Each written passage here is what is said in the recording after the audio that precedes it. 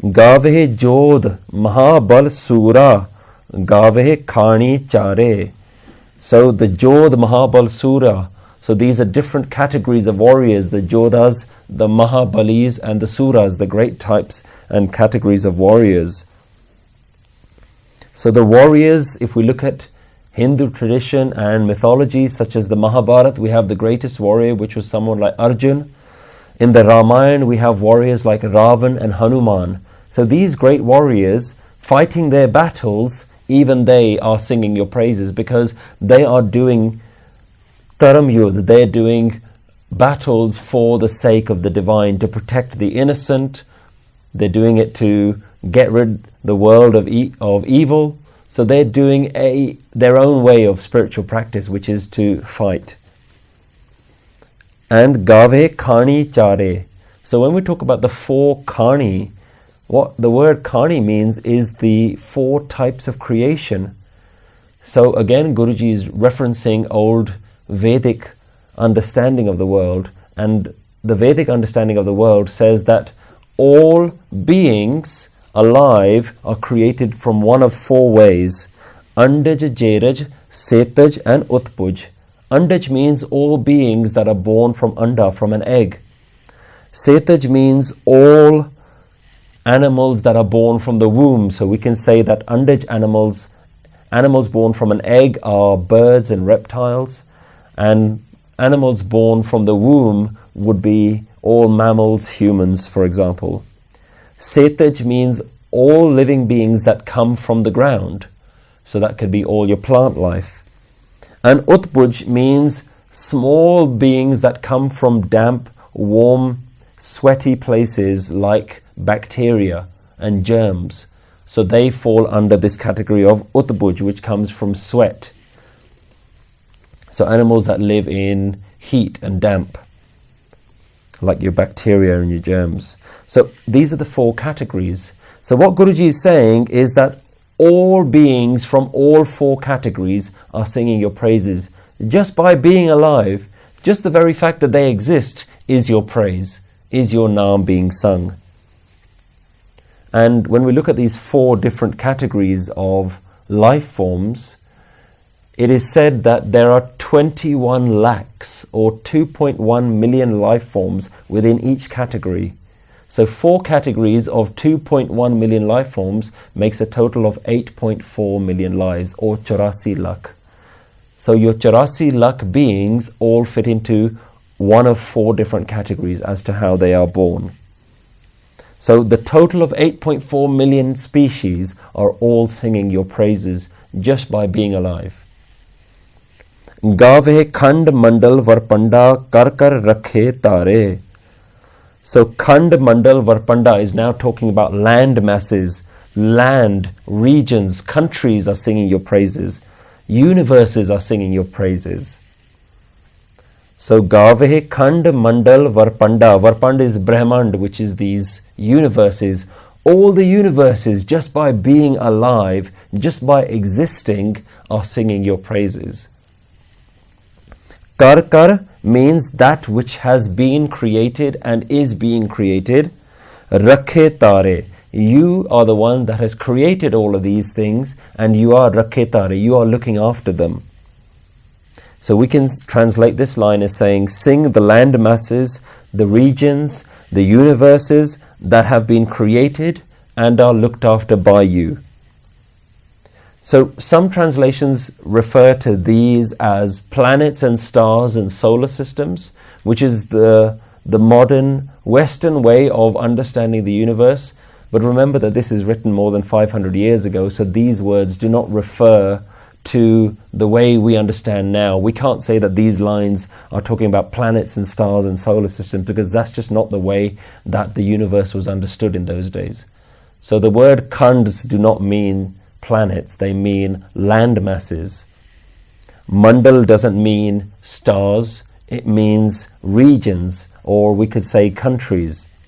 And Varpanda again is a very specific way of looking at the universe, which is talking about the 7 heavens and the 7 earths and the 7 patals, the lower regions. So that would be one of the Varpand. It's not a universe the way we understand it. But the important thing is, as the universe was understood by the people of the time, Guru is saying that the entire universes are also singing your praises. So notice Guruji is very specifically using Hindu mythology here. Guruji could have used the word, your stars and your suns and your moons are singing your praises, but Guruji isn't talking about that. Guru is very specifically referencing Hindu mythology here. Guruji doesn't say the sun and the moon and the stars are singing your praises. Not that Guruji means that this isn't the case, but Guru is trying to get the people who are locked within this Hindu structure of seeing the world within very specific things that should be worshipped. Guru is saying that all of these things that you're worshipping, they're all singing the praises of something higher. So don't ever forget that one. And sometimes we don't do Hinduism any justice by thinking that Hindus are only ever interested in the millions of gods, and that the Hindus don't understand that there is this oneness. But that's not true. Even in the Veds, they've always talked about this supreme oneness. So this concept of this oneness predates Sikhi and predates Islam. It's been there for thousands of years within the Hindu tradition, but it's only in the later granths, in the Upanishads and the Puranas and things like that, where they really start trying to describe and categorize the world. And Guruji now takes all those categories and says, don't forget the truth that is in the Veds, don't forget those. So Guruji has tried to list a lot of different things here, but now Guruji is trying to come to the end of that list because he realizes that this list could just continue forever.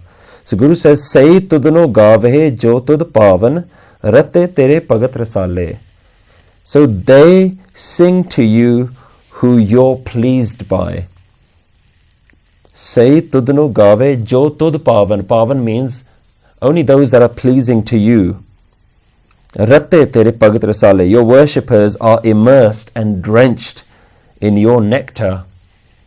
The word rasale means rasvale. The ones who are drenched in ras, in that essence, in that nectar. So all that you have created, all are being sustained by you.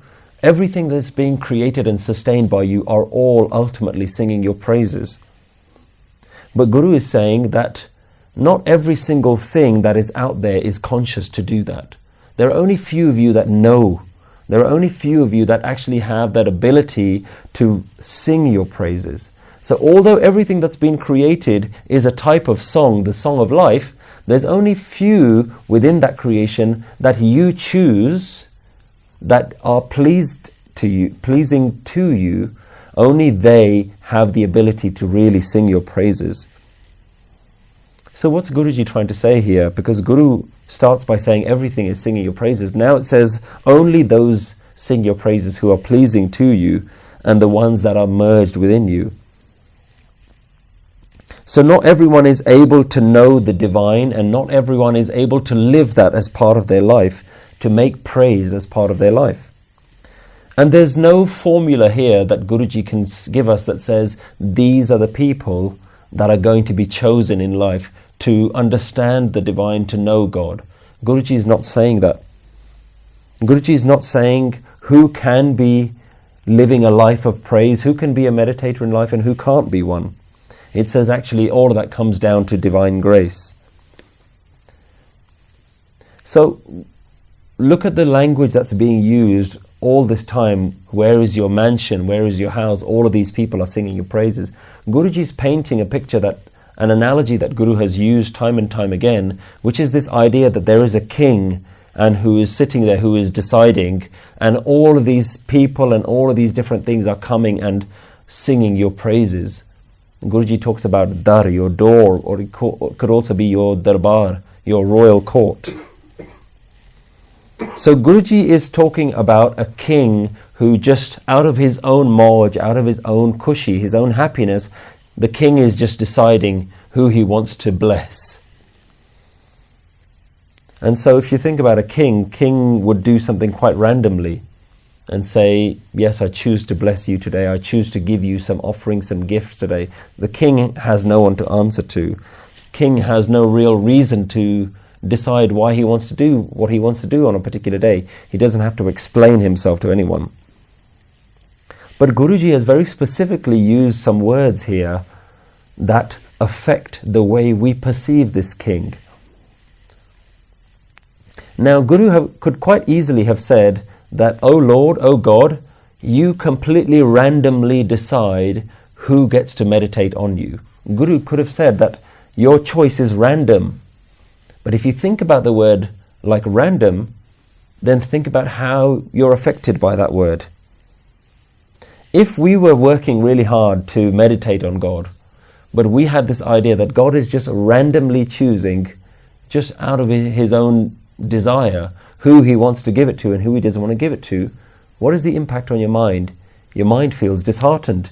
Your mind feels like, oh, I don't really get it. Why should I do any hard work? Why should I make any effort? Because no matter what effort I do, it's just going to be random whether I get chosen or not. It's like a lucky dip. So Guruji doesn't use words like that. Look at the words that Guru is using. Guru says, "Say tudno gave jo tud bhavan." Guru says that only those are being selected who are pleasing to you. So Guru is now implying this idea that you can do something to please this king. And now think about how that has an impact on your mind. You use an analogy like a student trying to please a teacher by doing really good homework. There is an incentive there. Do you see that there's this way that somebody can think, actually, if my role is not to just do something and be randomly selected, but my role is to do the best I can so that I can almost be the top of the class, then there is an incentive for you to actually work hard. So the choice of words here is really interesting. So by Guru saying that the divine is choosing based on who it's pleased by, there's an incentive for you to do some effort. So like we said, it's like a student trying to please a teacher, but there are other ways that we can look at this. Think of a lover trying to please their beloved. You know, when you start a new relationship, you want to do everything to please that person. Now, we could also say that whether your beloved is going to be pleased by you or not is quite random, but that's quite disheartening. You like the idea of trying to entice your new love, your new bride, your new lover in your life, so you do as much as you can to try and please them. Or think about a servant trying to please their master. The master has lots of different servants, but the one servant is trying really hard to get that master's attention.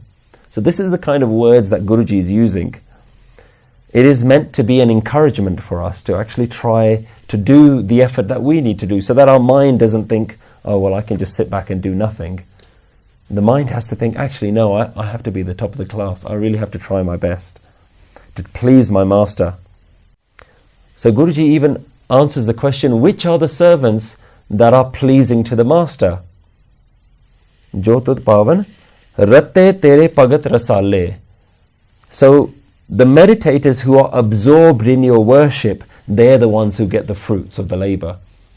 The ones who are absorbed, the pagats who are rasale, rasvale, they're just completely so drenched in love, so drenched in prem bhakti.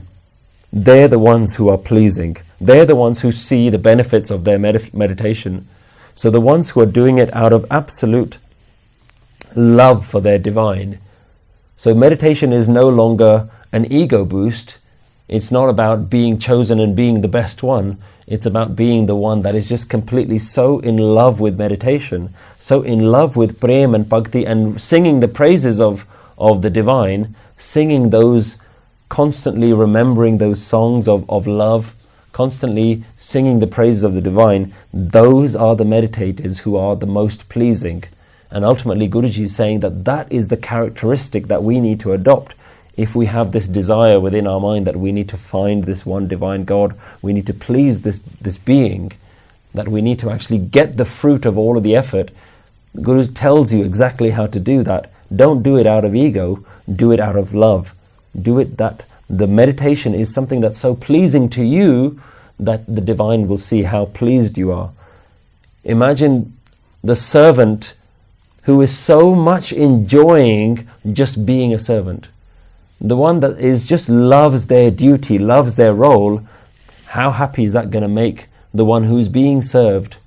That master is just going to look at that servant, and the master falls in love with the servant and says, wow, the very way in which you serve is so beautiful.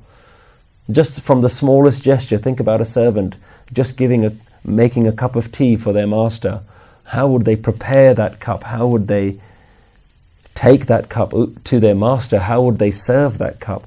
Just the very way in which you serve your master should be so full of love that the one looking at your service just melts. That the very master falls at the feet of the servant and says, wow, the way that you serve is so inspirational. I want to be like you. And so Guruji is using this analogy that we have to learn how to serve this master.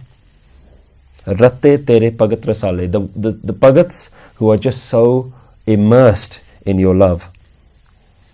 And then Guru says, Hor kete gavan se main chitna avan.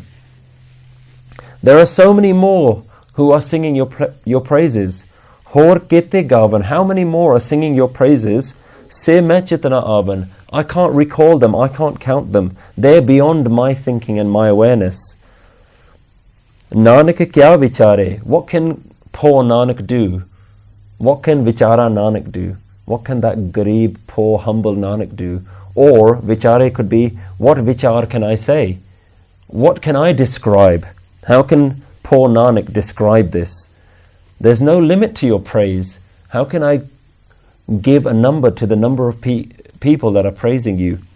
Guru already said, Ant na sifti, Kehan na ant. There's no limit to your praises. So I can't count all of them. I can't recall all of them. What can Garib Nanak, poor Nanak do? Soi sadaa sach, Sahib saacha, saachi nayee. An interesting thing to note about this line is where people put the bisram. The word bisram means pause. When you read Gurbani, generally most lines in Guru Granth Sahib Ji have one pause. And a lot of the Japji Sahib that we've read so far, and even the previous lines, Hor kete gavan se main chitna avan, pause, Nanak kya vichare. So there's a very definite pause in most lines in Guru Granth Sahib Ji. But sometimes you come across lines in Guru Granth Sahib Ji that has two pauses. And we understand that by looking at the words itself. Some people incorrectly say this line as Soi sadaa sach Sahib, saacha saachi nayee. So they put one pause in there. But when we start looking at the words, we realize that those words don't fit together in that way. If we were to say Soi sadaa sach Sahib, put a pause there, then the word nayee can't have saacha and saachi attached to it. The word nayee means greatness. So Sahib is masculine. We can say saacha Sahib. And we can say saachi nayee. Nayee here means greatness, which is a feminine word. So you can't say saacha saachi nayee, because the word sach, saacha, is determined by which word it's attached to. It's either attached to a masculine word and then it's saacha, or it's attached to a feminine word and it's saachi. You can't have a phrase that says saacha saachi. That's like saying tera teri naam. It doesn't make any sense. The word tera or teri depends on which word it's attached to. So the word naam would be masculine, it would always be tera naam or mera naam.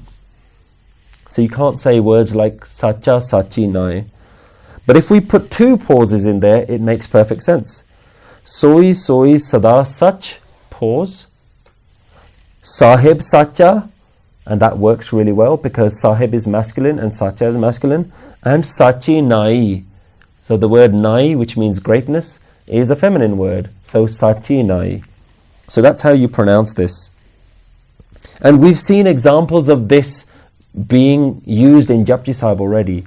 In Pauri 21, Guruji says, Vadda Sahib, Vaddi Nayee, Kita Jaka Hove. So grand is that master, and grand is its praise. Here the word Nayee means praise or your greatness. Vadda Sahib, Vaddi Nayee. So in the same way, we can say Sahib Saacha, Saachi Nayee. So soi sadaa sach. This and only this is forever permanent. Soi, this, only this, sadaa sach, is forever permanent. Remember the word sach always means permanent. It doesn't mean truth. Where we say aad sach, jugad sach, the word sach means something that is permanently true. So the word sach more accurately translates to permanent than it does to the word truth. So what we're saying is this master is always going to be true, regardless of all of the creation that we've just talked about. If this creation wasn't here, the master that we're all singing the praises to, that's always going to be here. Soi sadaa sach, Sahib saacha, the permanent master, saachi nayee, permanently great.